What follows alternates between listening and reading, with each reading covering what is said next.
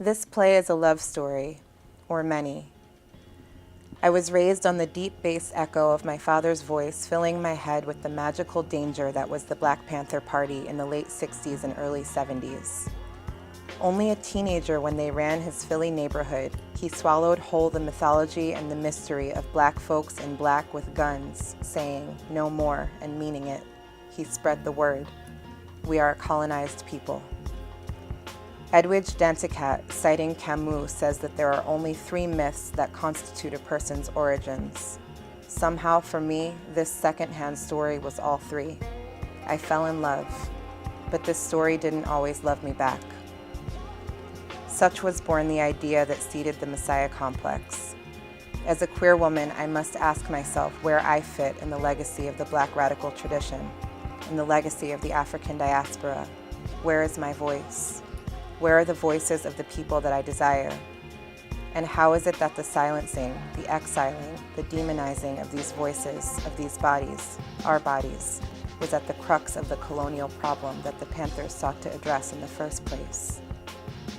I came to realize that what I was really writing about was a deeply spiritual problem, a collective crossing, a generations-long affliction of the spirit, and I was ready to create a ritual for its release.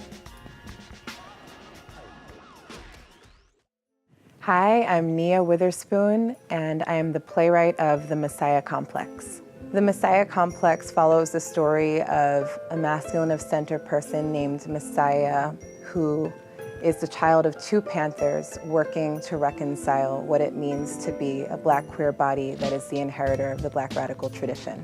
The play features 2 gender non-conforming lead characters and is really focused around the body of their lives as seated not marginally in relationship to their communities, but as really, really central. Those are not stories that we get to experience very often on the American stage, and yet they're stories that are absolutely crucial to the tapestry of American life. The Messiah Complex was conceived of in Cherie Moraga's playwriting class at Stanford. It went on to be excerpted by a production by Company of Angels. It has had various iterations of staged readings and workshop productions. I'm thrilled to be collaborating with Brick House to world premiere the play, in collaboration also with the Estrella Foundation, who has awarded me the Lesbian Writer Award in the Global Arts Fund grant. The Global Arts Fund grantees this year were asked to speak to how cultural production works against criminalization and militarization. The Messiah Complex was a really good fit because part of the work of the play is to think about how violence against Black queer bodies, how it's all state violence. How all violence against Black queer bodies is state violence that originated in chattel slavery. The play is really asking that we reconsider what we think of when we think of violence against Black communities, but also violence within Black communities. So one of the main goals of the play at large is to create a ritual of release for deeply entrenched homophobia in Black communities, and to think about that homophobia as a product of colonialism.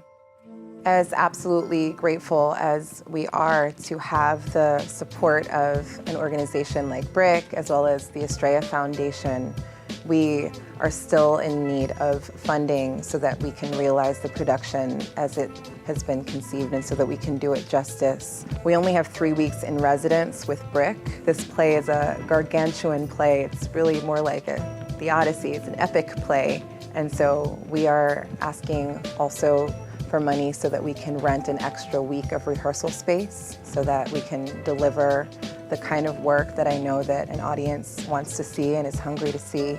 We also want to make sure that we can publicize and document this work because, as is the case for so much underrepresented theater, when we're making this work, it's live and then it disappears. And we really want to take on the responsibility of understanding that when we make this kind of theater, that we're also making history, and we want that to be available so that the work can live beyond itself. And finally, as a part of both this premiere as well as any subsequent productions of the Messiah Complex, we want to be able to provide the communities that we're a part of, Black queer folks, queer communities, communities of color with space for conversations that we're not necessarily having, as well as to create space for healing and reconciliation that we so desperately need.